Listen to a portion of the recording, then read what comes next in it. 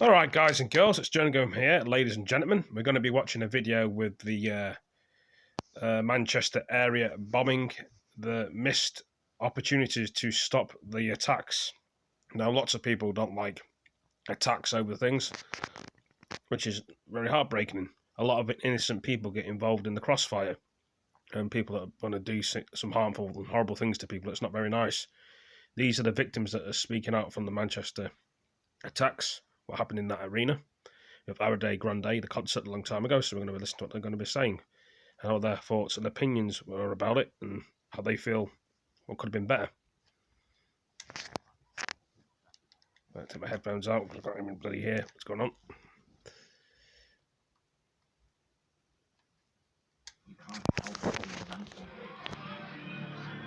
On the 22nd of May 2017, a bombing at the Manchester Arena killed 22 people.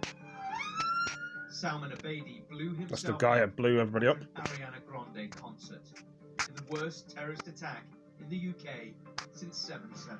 I think everybody has a right to take a sharp intake of breath and think, oh my goodness, so much went wrong. A public inquiry into the bombing has heard evidence of unacceptable and unjustified security failures. This is a forensic look at the missed opportunities to stop the Manchester bomber.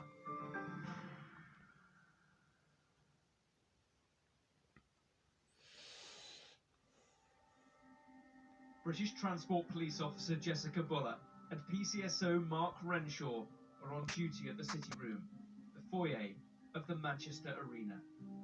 At 7:20, the pair leave the City Room to take a meal break. It should be no longer than an hour, but they're gone for more than 2 hours. At 8:48, two other community support officers, PCSOs Brown and Morrie, also take a break. CCTV shows them passing Salman Abedi in Victoria Station, adjacent to the arena.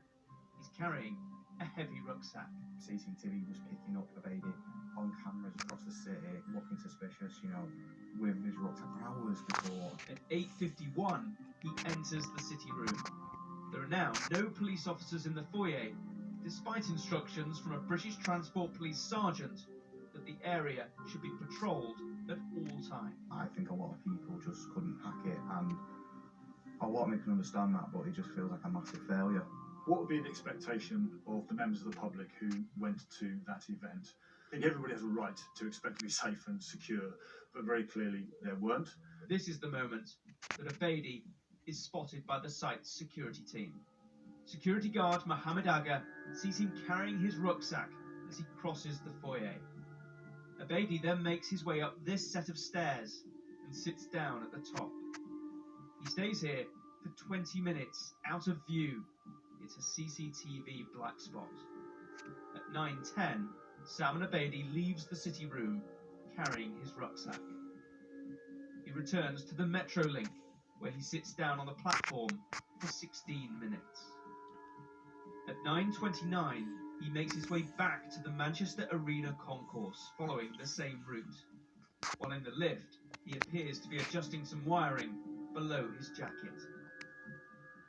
At 9:33, he re-enters the venue and makes his way back to the mezzanine area, which is not covered by CCTV.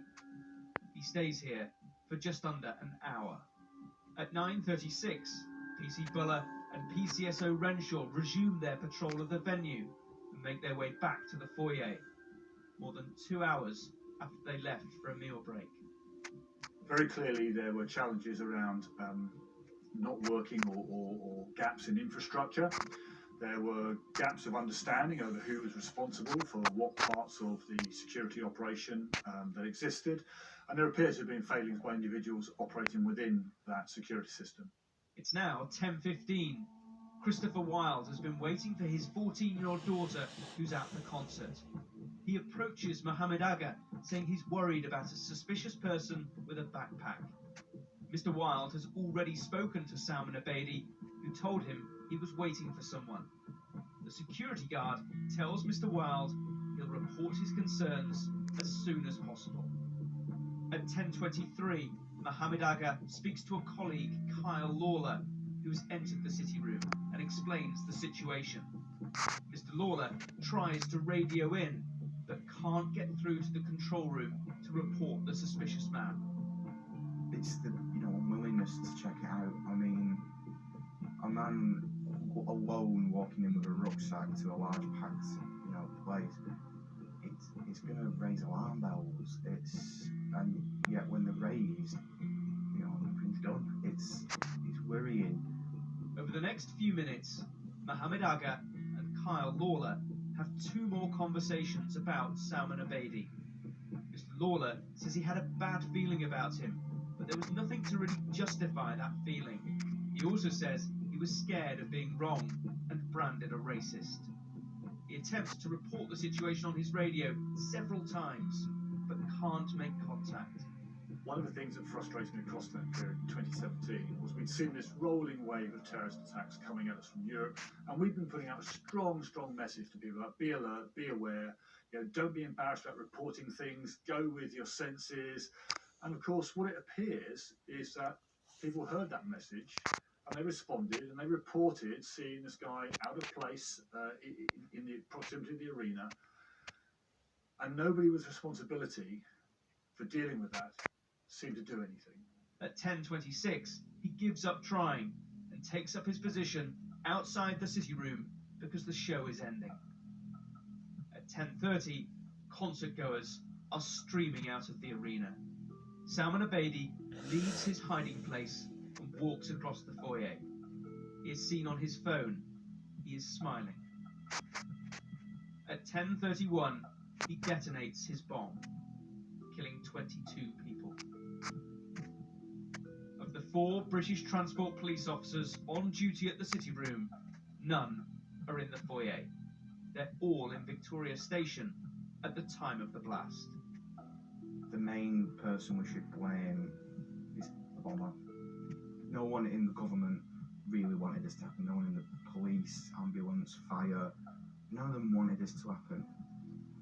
They messed up, they made human errors, they made massive errors, but at the end of the day, they didn't pull the trigger. He did. There were missed opportunities, unambiguously, to address, confront, approach, deal with the terrorist. What I couldn't be certain of is what would have been the outcome from doing that. We just need to learn. We need to hold those who are accountable, and we just need to make sure we're better prepared should it ever happen again. I hope not. I think that is the best revenge any of us can ever take. Just carry on. Well, guys and girls, ladies and gentlemen, what do you think about that? Some people think it's very heartbreaking what's happened. It has. We don't want another thing that happens like that again. Anyway, thank you for joining this video. Hope you enjoyed it. Very sadly what's happened to all them innocent people a long time ago. And we still think about them today. Anyway, thank you for joining me. See you next video. Peace.